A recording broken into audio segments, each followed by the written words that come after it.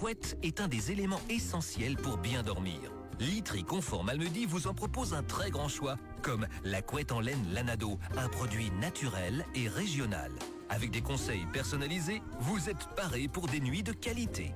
Literie Confort Malmedy à côté du Quick, toujours plus de choix en matelas, lits, oreillers et couettes à tous les prix. Fermé le mardi.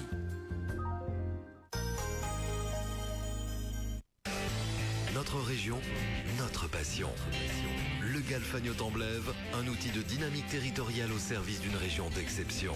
L'initiative de l'ASBL au Temblève et des communes de Ouem, Malmedy, Stavelot et Stoumont. Impact FM présente le Galfagno-Temblève. Voilà, il est 8h40 sur Impact FM en direct. Nous allons vous proposer, comme chaque mercredi, le rendez-vous hebdomadaire consacré au Galfagno-Temblève. Ce matin, deux invités plutôt. Caroline Lecomte pour la centrale de mobilité autopartage citoyen. Bonjour Caroline. Bonjour Patrick, bonjour à toutes et tous. Et puis nous avons Simon Grodon, coordinateur du plan énergie-climat. Bonjour Simon. Bonjour Patrick. Alors c'est parti, Caroline, c'est votre première en radio, je pense. Hein. Oui, c'est bien ça. Allez, ça va aller. Durant quelques minutes, on va être dans l'ambiance du GAL. Caroline, de l'ASBL Farmit, chargée de mission par le Galfagno-Temblève. Tout va bien, Caroline ? Oui, tout va bien. Cette première émission. Oui. Est-ce qu'on pourrait expliquer finalement l'historique du lien entre Farmit et le Galfagno-Temblève ? Oui. Donc, l'ASBL Farmit existe depuis l'année 2005. On est basé à Eupen. Et donc, depuis toujours, on travaille sur la sensibilisation en matière de mobilité autre que de se déplacer en voiture tout seul. Donc, le covoiturage, se déplacer à vélo, prendre les transports en commun, etc. C'est vraiment là-dessus qu'on travaille, sur un diagnostic sur tout ce qui existe sur le territoire et aussi de faire connaître tout ça. Et c'est en fonction de ça que le Galfagno-Temblève s'est adressé à nous l'année passée, en disant, tiens, est-ce que vous pourriez faire ce même travail sur les communes de Ouem, Malmedy, Stavelot et Stoumont. Donc le cadre de ma mission, comme vous l'avez dit Patrick, c'est deux axes. C'est d'abord la création d'une plateforme de mobilité et deuxièmement l'autopartage citoyen, une information et un accompagnement vers cette démarche. Je vais vous parler de tout ça, mais d'abord je vais quand même un peu vous parler de moi. Parce que la mobilité, depuis des années, ça me parle. Ça fait des années que je marche. J'enfile mes chaussures de marche chaque semaine. Je prends mes bâtons de rando et je vais sur les chemins des cantons de l'Est et d'ailleurs. Oui, d'ailleurs aussi, j'utilise ma voiture et je prends parfois l'avion, ça clairement. Mais bon, voilà, se déplacer à vélo et à pied, ça fait partie aussi de mon quotidien. Et j'ai envie de faire passer certains messages. Et aujourd'hui, pour le GAL, j'ai pris mon bâton de pèlerin pour vous parler de mobilité. Pourquoi est-ce qu'on se déplace ? Quels sont les moyens les plus adéquats pour aller d'un point A à un point B ? Pourquoi est-ce qu'on n'a pas tellement envie de changer ses habitudes ? Et plein d'autres interrogations encore. Voilà, très bien. Caroline, est-ce que vous pourriez, en direct, concrètement, nous dire finalement en quoi consiste votre mission ? Où vous en êtes 10 mois après le début du projet ? Oui. Donc en fait, l'été dernier, j'ai commencé par me documenter sur la mobilité pour connaître un peu plus sur la thématique et ne pas rester le bec dans l'eau devant certaines questions. Donc j'ai rencontré des acteurs en dehors du territoire, des organismes qui s'occupent de sensibilisation auprès des écoles, un conférencier qui s'occupe de parler de la démystification de la voiture, des acteurs aussi, des décideurs politiques, la TEC, la SNCB, la région Wallonne.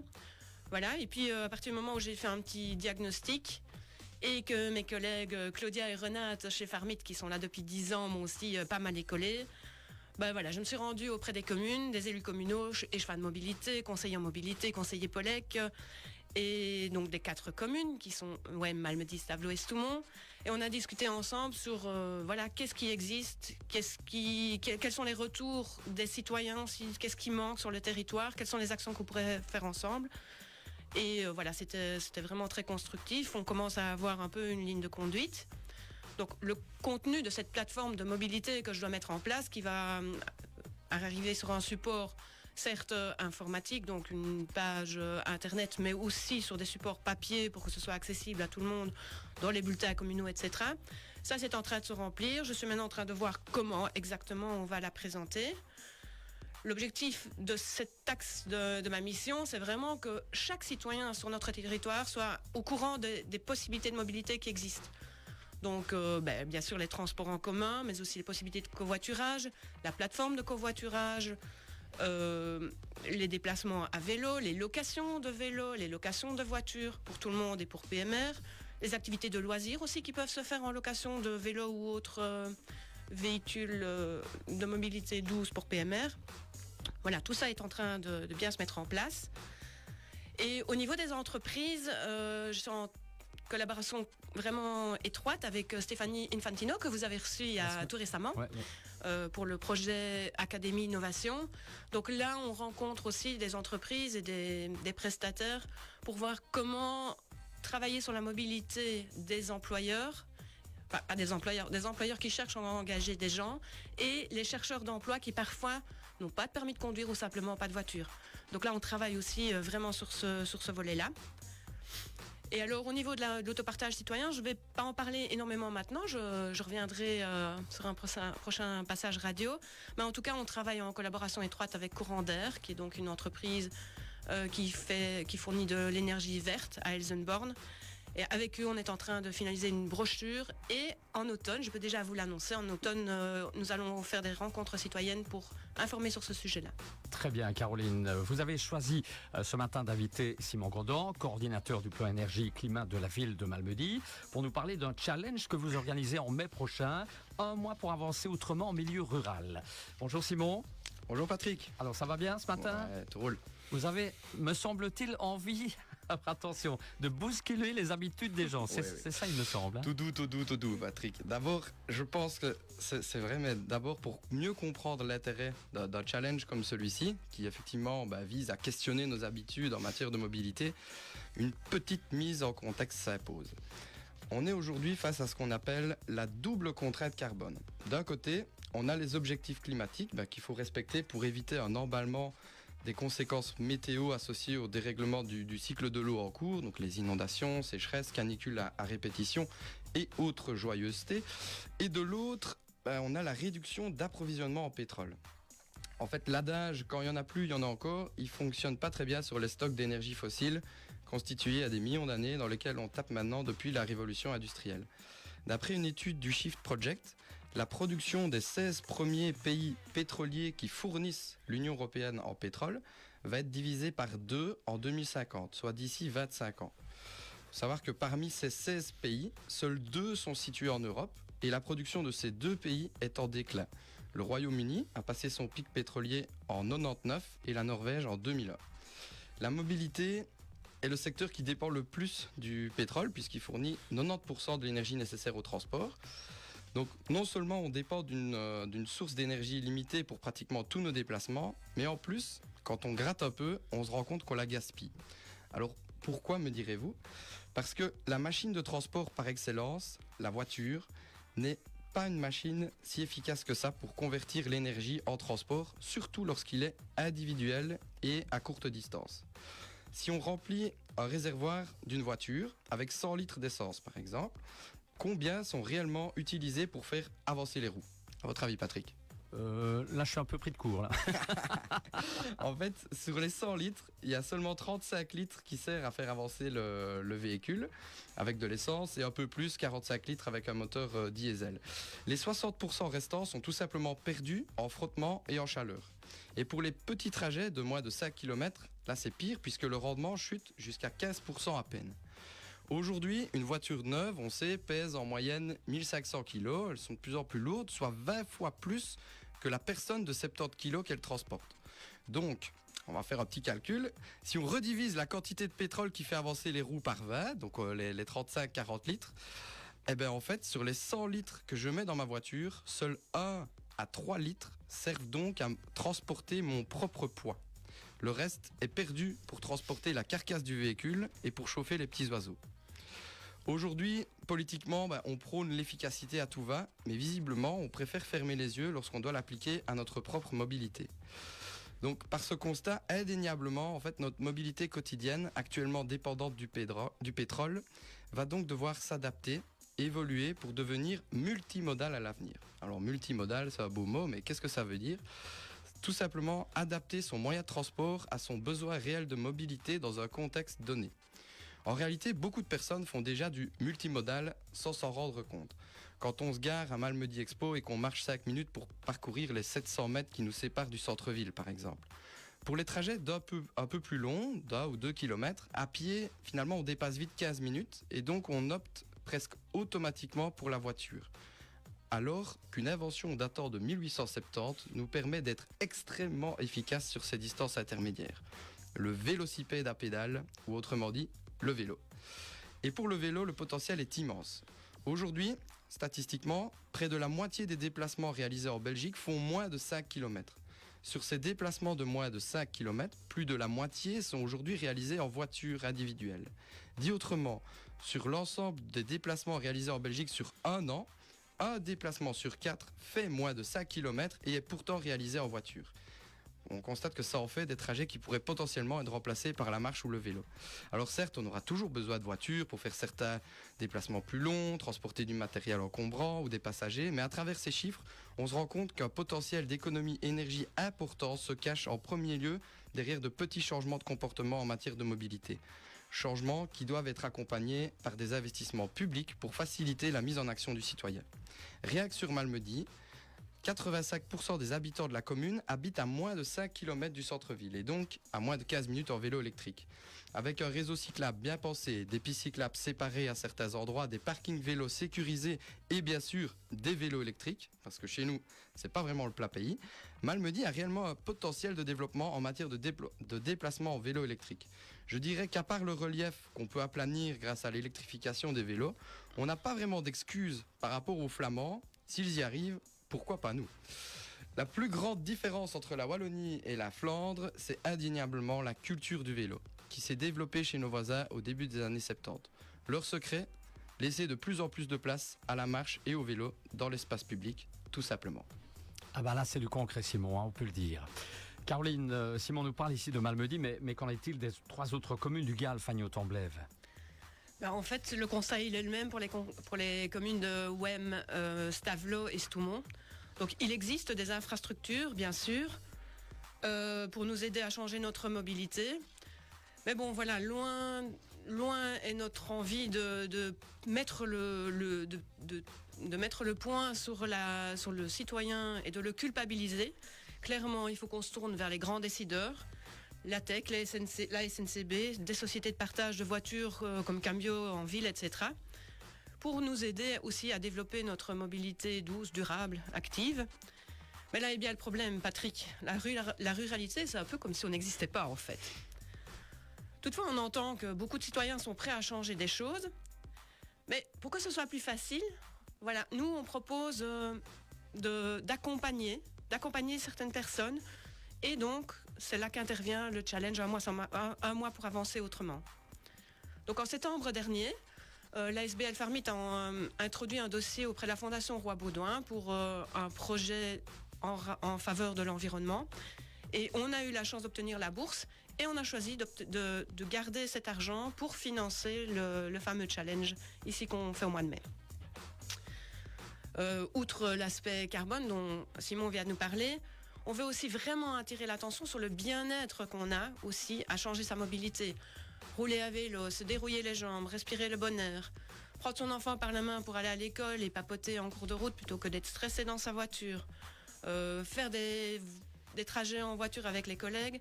Voilà, tout ça apporte aussi beaucoup de bien-être. Et puis un autre aspect qui est hyper important pour moi aussi, que ma collègue Marianne vous a présenté lorsqu'elle a présenté son projet Relocalisons notre alimentation, c'est vraiment déplaçons-nous moins loin, achetons local, achetons chez nos petits producteurs, allons voir nos musées, allons voir les spectacles dans notre région. Voilà, c'est aussi ça un des objectifs du groupement d'action locale Fagnes-Temblève, tissons du lien entre nous. Voilà Caroline, on va tenter de retenir la leçon pour ce matin. Pourquoi une durée d'un mois, Simon ? Alors, simplement parce que changer ses habitudes et se rendre compte des bienfaits d'une autre mobilité, ça ne se fait pas en un claquement de doigts. En un mois, on peut prendre conscience de nos trajets au quotidien, se remettre en question et changer éventuellement certaines choses.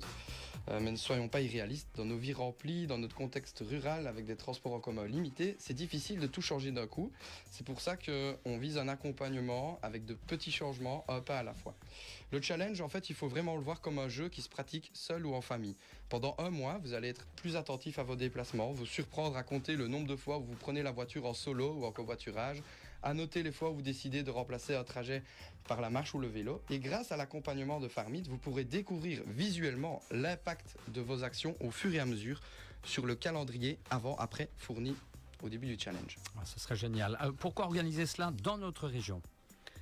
Tout simplement parce que aussi bien la SBL Farmit que le GAL Fagnes-Tomblaine, nous avons un ancrage local. Donc on connaît le territoire, on connaît ses possibilités, ses limites, ses freins. Et donc voilà, on veut mettre en avant qu'il existe d'autres possibilités de se déplacer.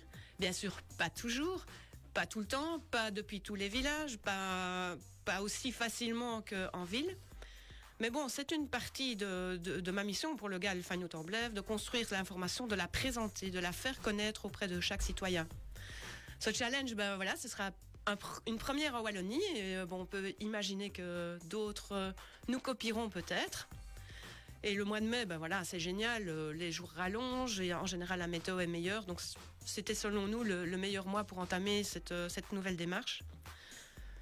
Et voilà, donc nous voulons simplement proposer aux candidats de tester des solutions pour leur déplacement vers le travail, vers la vie privée et voir un peu ce qu'il en ressort. Très bien. À qui s'adresse le challenge ? Alors le challenge, il s'adresse à tout le monde et pour tous les déplacements, qu'ils soient professionnels ou privés.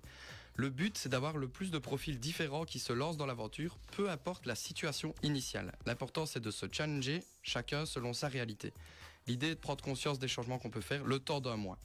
Pour l'un, ce sera aller en vélo au travail 3 fois par semaine et pour l'autre, ce sera covoiturer avec un collègue 2 jours par semaine, par exemple.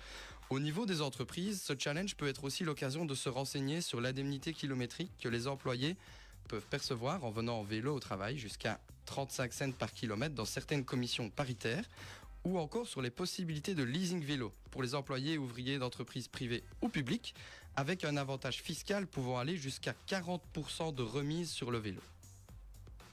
Et alors concrètement, comment ça va se passer ? Dites-nous. Eh bien, en fait, les candidats vont recevoir un kit mobilité, c'est-à-dire un vélo à assistance électrique pendant toute la durée du challenge, donc du 1er au 31 mai, un abonnement pour les lignes tech et une inscription sur la plateforme Carpool. Puis ils auront aussi une marraine, ce sera ou une de mes collègues Renate ou Claudia ou moi-même qui vont les accompagner et répondre à leurs interrogations pendant tout le mois de mai. Donc le défi aura lieu sur les communes de Wem, Malmedy, Stavlos, Toumont, mais aussi en communauté germanophone, ce qui va nous permettre aussi de tirer des conclusions sur un territoire beaucoup plus large. Outre ça, je vois que le temps presse, nous allons aussi organiser un concours parallèle sur Facebook, un concours photo. Et différentes informations vont paraître tout de suite sur la page Facebook de Farmit et du GAL Fagnes-Tomblaine.